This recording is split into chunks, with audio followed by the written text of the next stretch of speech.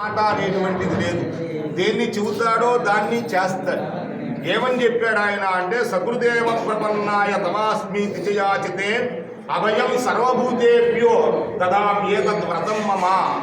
ఆయన విభీషణుడు వచ్చి శరణు వేడినప్పుడు అందరూ కూడా ఆ శత్రువు యొక్క సోదరుడు అటువంటి వాడిని నువ్వు దగ్గరికి తీస్తున్నావు, ఇబ్బంది అవుతుందేమో అంటే చెప్పినటువంటి వాక్యం సకృదేవ ప్రపన్నాయ తవాస్మీతి చేయాచితే, ఎవరైతే నీవు తప్ప ఇతఃపరం లేదు అంటూ అన్యదా శరణం నాస్తి త్వమేవ శరణం మమ తస్మాత్ కారుణ్యభావేన రక్ష రక్ష జనార్దన అంటూ ఆ పాదాలను ఆశ్రయిస్తారో అటువంటి వాళ్ళందరికీ కూడా అభయం సర్వభూతేభ్యో, మనకే కాదు సర్వభూతములకి కూడా.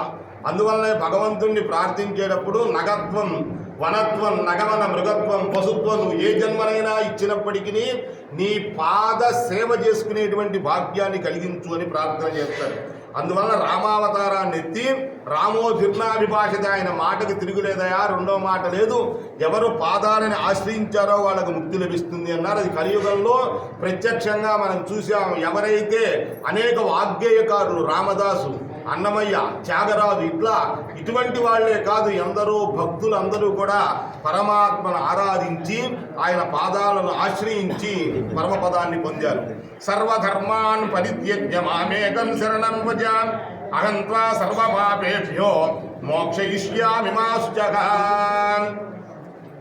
ఎవరైతే తన ధర్మాల్ని, గృహస్థ ధర్మాలని కూడా చేస్తూ, అంటే సర్వధర్మాలు పరిత్యజ్య అంటే అన్నింటినీ వదిలేయమని కాదు, ఎవరి ధర్మాలని వాళ్ళు నిర్వర్తిస్తూ మిగిలినటువంటి ఆ యొక్క ఫలితాన్ని ఆశించకుండా పరమాత్మ మీద భావన చిత్తాన్ని పెట్టి ఆయన్ని ఆరాధించేటట్లయితే శరణం వ్రజ అహంత్వా సర్వపాపేభ్యో, సమస్త పాపాలని కూడా తొలగించి మోక్షాన్ని కలిగిస్తాను అంటూ పరమాత్మ చెప్పినటువంటిది.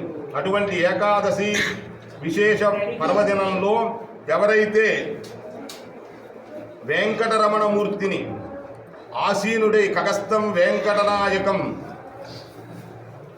ఏకాదశి పర్వదినం రోజున వెంకటరమణమూర్తి యొక్క పాదాలను ఆశ్రయిస్తారో అటువంటి వాళ్లకు ఆయన ముక్తిని కలిగిస్తాను అంటాడు. స్వాధీన త్రివిధ చేతనాచేత స్వరూపస్థితి ప్రవృత్తి భేదం క్లేశకర్మాద్యశేష దోషా సంస్పృష్టం స్వాభావిక అనవధికాతిశయ జ్ఞాన బల ఐశ్వర్య వీర్యశక్తి తేజ ప్రవృత్తి అసంఖ్యేయ కళ్యాణ గుణగణౌక మహార్ణవం పరమపురుషం భగవంతం నారాయణం స్వామిత్వేన సుహృత్వేన గురుత్వేన పరిజగృహ్య ఐకాంతిక కాత్యంతిక తత్పాదాంబుజద్వయ ప్రవృత్తే అనంజకల్పకోటి సహస్రేణాపి సాధారణమస్థితామన్వానః వైకుంఠపద పూర్వాయాం ఏకాదశ్యాం ద్విజోత్తమాః ఉత్తరద్వారగమనే దేవస్య మధువిద్విషః దర్శనం సర్వలోకానాం దుర్లభం మోక్షదాయకం.